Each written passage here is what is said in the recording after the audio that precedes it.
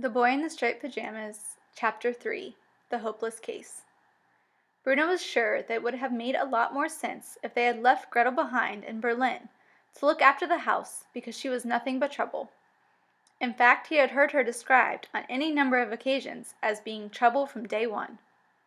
Gretel was 3 years older than Bruno, and she had made it clear to him from as far back as he could remember that when it came to the ways of the world, particularly any events within that world that concerned the two of them, she was in charge. Bruno didn't like to admit that he was a little scared of her, but if he was honest with himself, which he always tried to be, he would have admitted that he was. She had some nasty habits, as was to be expected from sisters. She spent far too long in the bathroom in the mornings, for one thing, and didn't seem to mind if Bruno was left outside, hopping from foot to foot, desperate to go. She had a large collection of dolls positioned on the shelves around her room that stared at Bruno when he went inside and followed him around, watching whatever he did. He was sure that if he went exploring in her room when she was out of the house, they would report back to her on everything he did. She had some very unpleasant friends, too, who seemed to think that it was clever to make fun of him, a thing he never would have done if he had been 3 years older than her. All Gretel's unpleasant friends seemed to enjoy nothing more than torturing him, and said nasty things to him whenever Mother or Maria were nowhere in sight. "Bruno's not 9, he's only 6, said one particular monster, over and over again in a sing-song voice, dancing around him and poking him in the ribs. "I'm not 6, I'm 9, he protested, trying to get away. "Then why are you so small?" asked the monster. "All the other 9-year-olds are bigger than you." This was true, and a particular sore point for Bruno. It was a source of constant disappointment to him that he wasn't as tall as any of the other boys in his class. In fact, he only came up to their shoulders. Whenever he walked along the streets with Carl, Daniel, and Martin, people sometimes mistook him for the younger brother of one of them, when in fact he was the second oldest. "So you must be only 6, insisted the monster, and Bruno would run away and do his stretching exercises and hope that he would wake up one morning and have grown an extra foot or 2. So one good thing about not being in Berlin anymore was the fact that none of them would be around to torture him. Perhaps if he was forced to stay at the new house for a while, even as long as a month, he would have grown by the time they returned home, and then they wouldn't be able to be mean to him any more. It was something to keep in mind anyway, if he wanted to do what Mother had suggested and make the best of a bad situation. He ran into Gretel's room without knocking, and discovered her placing her civilization of dolls on various shelves around the room. "What are you doing in here?" she shouted, spinning around. "Don't you know you don't enter a lady's room without knocking?" "You didn't bring all those dolls with you, surely?" asked Bruno, who had developed a habit of ignoring most of his sister's questions and asking a few of his own in their place. "Of course I did," she replied.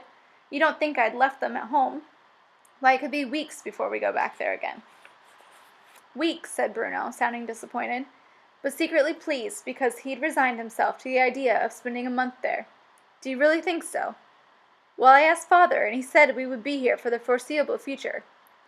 "What is the foreseeable future, exactly?" asked Bruno, sitting down on the side of her bed. "It means weeks from now," said Gretel, with an intelligent nod of her head. "Perhaps as long as 3.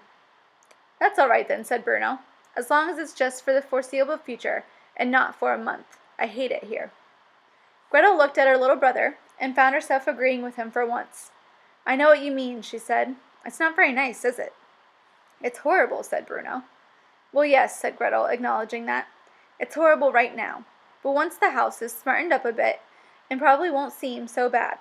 I heard Father say that whoever lived here at Outwith before us lost their job very quickly, and didn't have time to make the place nice for us." "Outwith?" said Bruno. "What's an Outwith?"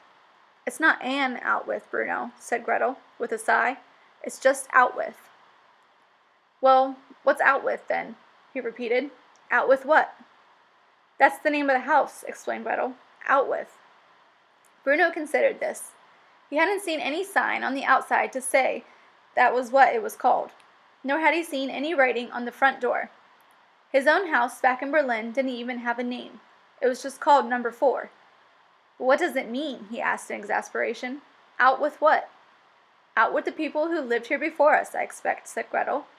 It must have to do with the fact that he didn't do a very good job, and someone said, out with him, and let's get a man in who can do it right. You mean father? Of course, said Gretel, who always spoke of father as if he could never do any wrong, and never got angry, and always came in to kiss her good night before she went to sleep, which, if Bruno was to be really fair, and not just sad about moving houses, he would have admitted father did for him too. So we're here out with because someone said out with the people before us. Exactly, Bruno, said Gretel. Now get off my bedspread, you're messing it up. Bruno jumped off the bed and landed with a thud on the carpet. He didn't like the sound it made. It was very hollow, and he admittedly decided he'd better not go jumping around this house too often, or it might collapse around their ears. I don't like it here, he said for the 100th time. I know you don't, said Gretel, but there's nothing we can do about it, is there? I miss Carl and Daniel and Martin, said Bruno. And I miss Hilda and Isabel and Louise, said Gretel. And Bruno tried to remember which of those 3 girls was the monster. I don't think the other children look at all friendly, said Bruno. And Gretel immediately stopped putting on one of her more terrifying dolls on a shelf and turned around to stare at him. What did you just say? She asked. I said I don't think the other children look at all friendly, he repeated. What other children? Said Gretel, sounding confused. What other children? I haven't seen any other children. Bruno looked around the room.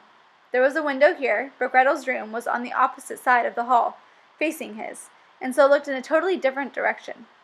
Trying not to appear too obvious, he strolled casually towards it. He placed his hands in the pockets of his short trousers and attempted a whistle, a song he knew, while not looking at his sister at all. Bruno, asked Gretel, what on earth are you doing? Have you gone mad? He continued to stroll and whistle, and he continued not to look until he reached the window, which by a stroke of luck was also low enough for him to be able to see out of. He looked outside and saw the car they had arrived in, as well as 3 or 4 others belonging to the soldiers who worked for father, some of whom were standing around smoking cigarettes and laughing about something while looking nervously up at the house. Beyond that was the driveway, and further along a forest which seemed ripe for exploration. Bruno, will you please explain to me what you meant by that last remark? Asked Gretel. There's a forest over there, said Bruno, ignoring her. Bruno, snapped Gretel, marching towards him so quickly that he jumped back from the window and backed up against a wall. What? He asked, pretending not to know what she was talking about. The other children, said Gretel. You said they don't look at all friendly. Well, they don't, said Bruno, not wishing to judge them before he met them, but going by appearances which mother had told him time and time again not to do. But what other children? Asked Gretel. Where are they? Bruno smiled and walked towards the door, indicating that Gretel should follow him. She gave out a deep sigh as she did so, stopping to put the doll on the bed, but then changing her mind and picking it up and holding it close to her chest as she went into her brother's room, where she was nearly knocked over by Maria storming out of it holding something that closely resembled a dead mouse. They're out there, said Bruno. He had walked over to his own window again and was looking out of it. He didn't turn back to check that Gretel was in the room. He was too busy watching the children. For a few moments he forgot that she was even there. Gretel was still a few feet away and desperately wanted to look for herself. But something about the way he had said it, and something about the way he was watching, made her feel suddenly nervous. Bruno had never been able to trick her before, about anything, and she was fairly sure that he was tricking her now. But there was something about the way he stood there that made her feel as if she wasn't sure she wanted to see these children at all. She swallowed nervously and said a silent prayer that they would indeed be returning to Berlin in the foreseeable future, and not in a month, as Bruno had suggested. Well, he said, turning round now, and seeing his sister standing in the doorway, clutching the doll, her golden pigtails perfectly balanced on each shoulder, ripe for the pulling. Don't you want to see them? Of course I do, she replied, and walked hesitantly towards him. Step out of the way, then, she said, elbowing him aside. It was a bright sunny day, that first afternoon at Outwith, and the sun reappeared from behind a cloud just as Gretel looked through the window. But after a moment her eyes adjusted, and the sun disappeared again, and she saw exactly what Bruno had been talking about.